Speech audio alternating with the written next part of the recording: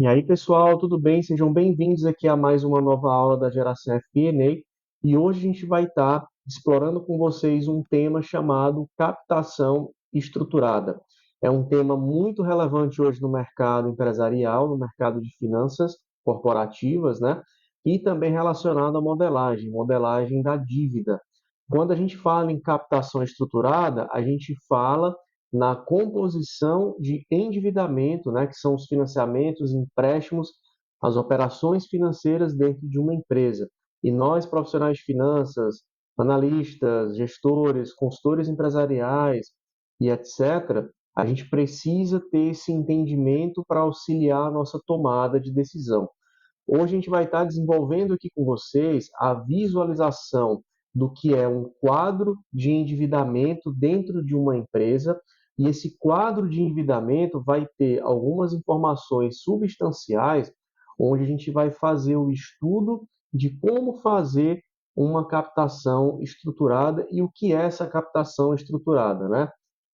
Então, eu já estou aqui com o Excel aberto, a gente vai estar modelando aqui junto com vocês um quadro de endividamento de uma empresa, para vocês entenderem quais são as informações mais relevantes e as informações importantes que a gente tem ali para trabalhar.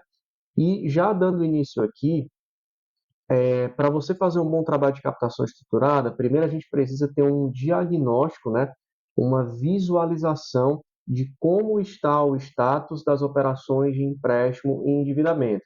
E para isso é interessante que a gente, dentro de uma organização, desenvolva um painel, um dashboard ou uma planilha em termos de que carregue, né, todas as posições de empréstimo e endividamento com as informações consolidadas que a gente, de forma estratégica, precisa para tomar a decisão.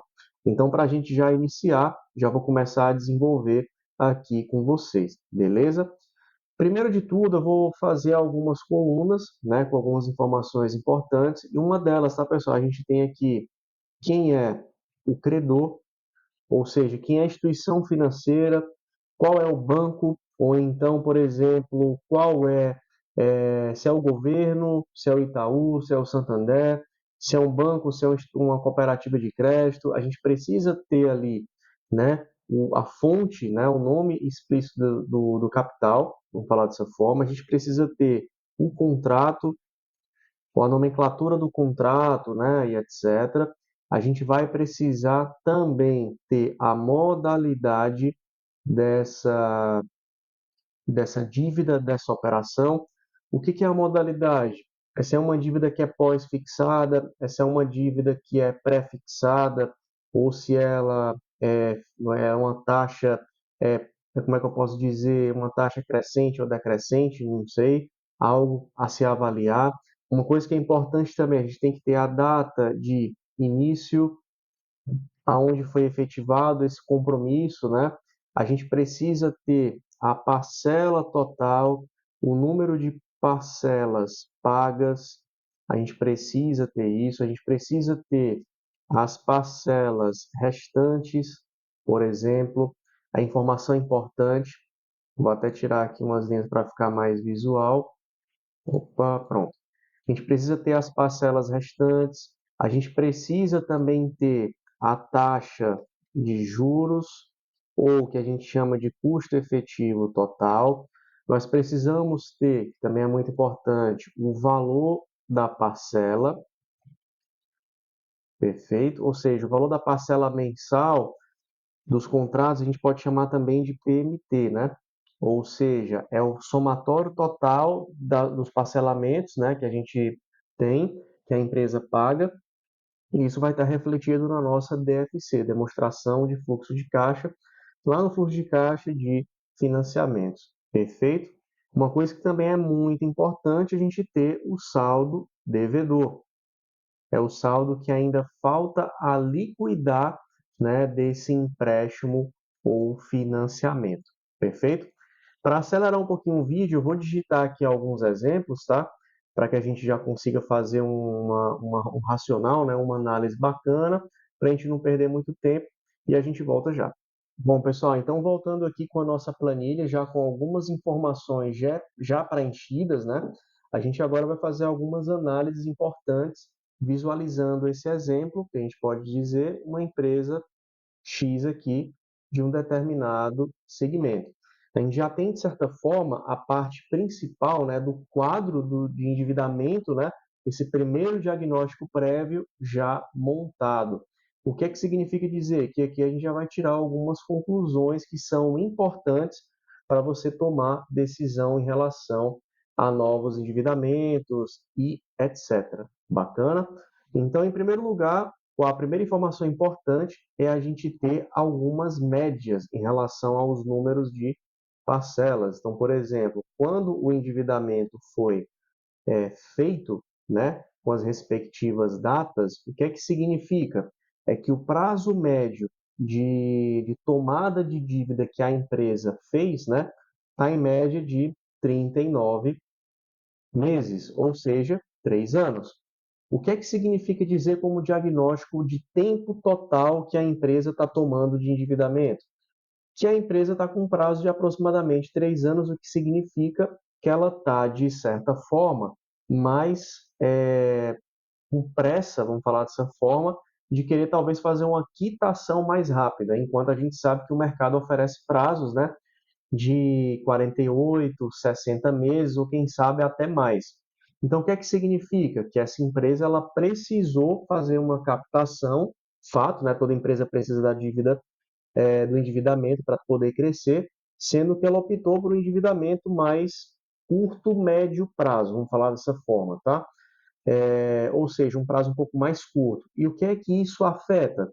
Afeta, claro, no maior aumento no valor da nossa PMT, que é a parcela mensal ali total, tá? Da gente ter de fluxo de caixa, né, alocado dentro do mês, ou seja, menos tempo, mais desembolso de caixa. Replicando aqui também essas médias, o que que acontece? Hoje a empresa ela já liquidou na média ali 17 meses, ou seja, praticamente 42% em termos desse endividamento curto, o que é bom, e a empresa falta ainda pagar praticamente 2 anos, tá? Isso é muito relevante. Então, o que é que acontece? Vamos supor que, vamos imaginar aqui que o caso dessa empresa seja uma empresa que ela chegou no momento em que ela está com o caixa um pouco apertado, porque ela resolveu pagar em menos tempo e ela precisa pagar logo, fazer essa quitação, porque a gente já falou que quanto menor o tempo, maior é o volume dessas parcelas, né, em termos de valor. Então, vamos supor que ela precise diluir isso ou amortizar isso, ou seja, ela vai ter que fazer uma captação no mercado, ela vai ter que ir a mercado para tentar amortizar algumas dessas dívidas que estão aqui, desses passivos, para poder fazer ali uma diminuição dessa parcela mensal. Lucas, ela vai amortizar cheque especial para diminuir parcela? Não, ela vai talvez amortizar o cheque especial para também diluir saldo ali de despesa financeira, né? Porque apesar de não ser uma parcela fixa, mas se você considerar os juros ao mês do cheque especial, é como se fosse uma parcela fixa. Eu tenho uma despesa financeira ali que eu posso estar provisionando, tá bom? E então a gente sabe que o custo, vamos falar dessa forma aqui, vamos estar aqui um exemplo de 5%, ó, 61 mil. E isso é um cenário ruim. Então, como diagnóstico, essa empresa ela se endividou em prazos mais curtos do que o mercado pode oferecer, já liquidou 42%, mas na atual situação, dado o exemplo, vamos supor que ela está inviável, né? O caixa dela está ficando inviável pagar quase 61 mil reais em termos de endividamento, ou seja, o caixa está muito espremido. Então, o que, que ela precisa fazer? Ela precisa diluir esse valor. Mas, Lucas, quando eu falo em captação, quando é que ela vai precisar para diluir esse valor? Se a gente arrastar aqui para o lado, a gente vai ver que o saldo devedor dela é 1.264.000 reais. Então, se ela quiser liquidar tudo, ela vai fazer, na verdade, a liquidação para fazer um refinanciamento de todos esses passivos. Ela vai continuar devendo, mas ela vai diminuir, né? Ela vai diluir mais esse fluxo de pagamentos, dando mais fôlego e mais sustentabilidade de caixa. E quando a gente faz, por exemplo, esse exemplo de captação estruturada, pessoal, tem prós e contras, né? Os prós, né, os benefícios é que a gente consegue entregar um fluxo de caixa mais saudável, entre aspas, eu entrego mais fôlego para a empresa, eu consigo fazer com que essa empresa ela amenize o impacto sobre o endividamento no mês, ou um período analisado, que eu diminuo o valor, mas ao mesmo tempo, fazendo essa jogada, eu pego juros maiores. E outro fator que é importante a gente entender será que ela vai ter condições de ir a mercado e já em cima do valor que ela reparcelou, né, ou já captou de empréstimos e capital de giro, será que o mercado ela vai conceder 1.200.000 de saldo, por exemplo, para novas captações? Vai ser com garantia ou sem garantia?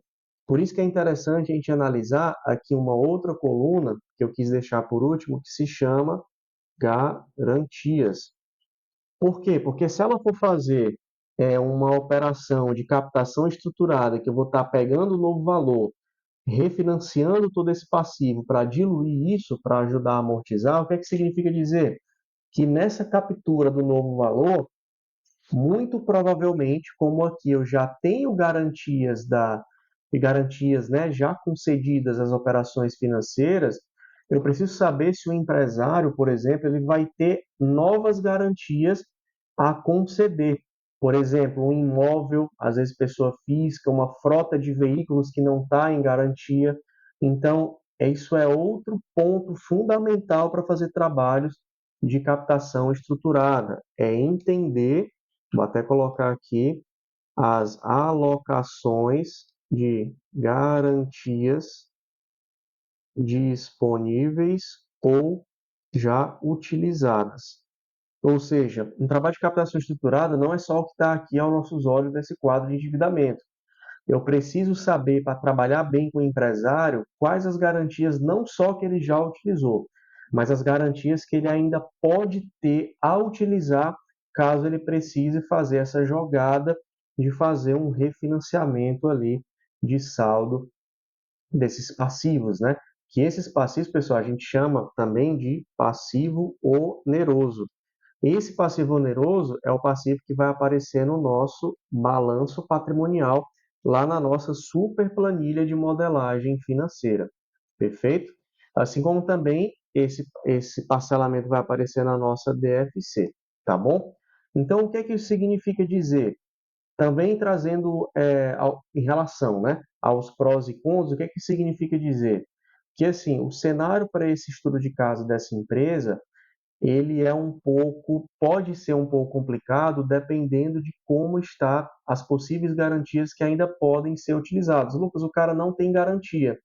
Qual é a solução que pode ser se aqui está inviável, se ele não tem garantia? Será que algum desses empréstimos já tem garantia que pode ser utilizada, alguma outra opção no mercado, como garantia de risco de crédito, carteira de boleto de clientes, né, antecipação de recebíveis, não sei. Algo também a se avaliar, porque pode ser garantia. Será que ele tem alguma previdência pessoal, algum investimento pessoal que ele pode estar trazendo, né, para liquidar esses passivos, né? Tudo isso são nuances que a gente tem que trabalhar diariamente com alguns clientes, né, para tomada de decisão. E, obviamente, se ele não conseguir o saldo inteiro, né, que aqui eu estou falando do exemplo em que o empresário ele pode, porventura, quem sabe, conseguir o saldo devedor integral. Mas tem alguns que não conseguem, e eu já vou ter que entrar em outra escala de interpretação e tomada de decisão, que é ordem de prioridade, qual dívida eu vou fazer ali a quitação agora ou não. Porque geralmente a gente pode fazer captação estruturada para trocar o perfil de dívida somente, pode fazer também para trocar o perfil de dívida e também para reduzir a parcela mensal. Então, o que acontece? Qual é a ordem de prioridade que geralmente a gente faz? Né? Trocar a dívida cara por uma barata. Então, por exemplo, eu vou aqui usar os devedores maiores. Peguei aqui um empréstimo. Geralmente, juros de empréstimo, ele de fato é maior. Será que hoje eu consigo uma opção de um saldo devedor parecido com esse, com uma taxa equivalente ou menor, mas que eu refinancie o prazo para continuar diminuindo essa parcela, passar de 28 para 20 mil, por exemplo, será que já ajuda a empresa? Ajuda. Então, assim, sem Sem usar garantia, usando garantia. Por isso que a gente vem aqui para o ponto 1. Então, essas são algumas decisões que a gente toma. Então, por exemplo, dívidas que já estão com parcelas com prazos curtos a pagar não precisam ser refinanciadas, né? Geralmente a gente prefere continuar o prazo dela aqui de 6 meses, porque daqui a pouco ela vai finalizar. Então, como ordem de prioridade, a gente pegaria as dívidas que estão com taxas caras e com prazos talvez ali intermediários, tá? Porque, como por exemplo, se eu pegar esse exemplo aqui de 37 mil com 134, concorda que eu não vou conseguir alongar tanto, né? Talvez ali 48 vezes, ou se conseguir porventura alongar para 60, aí já compensa. Por isso que tem que se analisar caso a caso. Tem casos, por exemplo, um Pronamp, que é do governo, talvez, será que eu consigo fazer, né, esse aumento de prazo? Se eu conseguir, ótimo, mas se, por exemplo, se for no máximo 48, não é tão bacana, né? Ainda falta muito. E a dívida ela já está barata. Então aqui eu vou ter que aguentar. Então, pessoal, esses filtros a gente vai ter que tomar de decisão quando for fazer esse processo, né, de captação estruturada. Então, é muito importante você entender se tem alguma garantia que está presa ou não. É você entender também qual é, né, a composição de ativos imobilizados da empresa. Será que tem algo que esse cara, né, esse empresário, ele possa vender para tentar liquidar uma dívida ou amortizar uma dívida? Qual é a melhor ser amortizada logo? Qual é a menos pior? Né? Então, isso é uma análise muito interessante. Outra análise interessante para tomar decisão é a disposição de caixa.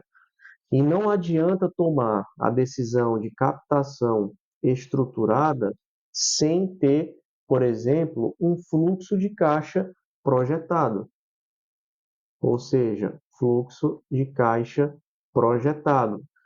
Porque para fazer uma jogada dessa, eu preciso entender se nesse período de sazonalidade que o empresário está passando, é um período em que ele está tendo baixa de vendas, mas depois vai voltar ao normal, ou então se realmente ele está decrescendo, ele está decaindo no negócio dele. Até esse contexto de posição de mercado, a gente tem que fazer. Que, por exemplo, se for uma empresa que ela esteja já em decrescimento no mercado, o perfil de ativo imobilizado dela já vai ser diferente. Ela talvez vai ter que liquidar alguns ativos imobilizados, ela vai ter que reduzir estrutura. Mas, por exemplo, se for um endividamento sazonal, já é outra tomada de decisão, não é mudança de estrutura. É de fato ter um valor que segure mais um pouco de tempo até ela pegar mais caixa, eu tenho uma boa projeção de caixa para poder fazer uma otimização financeira, beleza? Para liquidar talvez o cheque especial e etc. Então, o contexto que o negócio também tem hoje é muito importante para essa tomada de decisão. Vocês vão perceber, não sei se vocês já pegaram casos, né, de empresários ou clientes que têm um quadro de endividamento bem mais alongado que esse do exemplo. Mas qual é o contexto desse cara? Geralmente, ou uma empresa muito grande, com muitas frotas, que depende de ativo imobilizado para poder fazer as suas operações, ou então pode ser uma empresa que ela esteja ao longo do tempo precisando de recursos para se financiar e ela ainda não percebeu que ela está perdendo espaço, né, no mercado. Por isso que você talvez posicionar, uma outra dica, né? Posicionar em gráfico, né? Por exemplo, quantos por cento desse saldo devedor é só capital de giro, por exemplo? Quantos por cento é empréstimo para capital de giro? Quantos por cento é refis, né? É reparcelamento de imposto? Quantos por cento é só para ativo imobilizado? Então, essas proporções de dívida que a gente vai analisando é importante para a gente entender qual o contexto e qual o momento que a empresa hoje ela vive. Porque se a empresa hoje ela vive muito dependente de capital de giro, por exemplo, vamos supor que 60, 70% de todo o saldo devedor dessa empresa for capital de giro, significa que ela tem um financiamento gigantesco das operações. E a gente já está falando de um problema de viabilidade do negócio, de estrutura do negócio, tá? Mas vamos supor que essa empresa ela tem 80% de financiamento de frota, Será que ela está, por exemplo, passando por necessidade operacional? Será que ela está passando por necessidade de caixa? Está indo para falência? Não, provavelmente não. Pode ser que ela possa estar fazendo uma renovação de frota, pode ser que você tenha pego essa empresa num período que ela esteja fazendo essa renovação, ela precisou reinvestir dentro do negócio. Então, por isso que entender o contexto, o número frio ele não quer dizer nada. Por isso que o storytelling é tão importante hoje no mundo das finanças. Perfeito? Então, pessoal, hoje foi uma aula produtiva, né? Alguns insights bacanas para vocês trabalharem como fazer, né, a captação estruturada dentro das empresas de forma automatizada. Isso aqui tem dentro da nossa planilha, muito importante, tá? Por quê? Porque vai impactar balanço patrimonial, DFC, DRE com despesa financeira, valuation também, porque a gente sabe que o passivo oneroso do saldo devedor, esse passivo oneroso, ele deduz o valor da firma, né? E aí depois a gente tem o equity depois do passivo oneroso, então isso também influencia.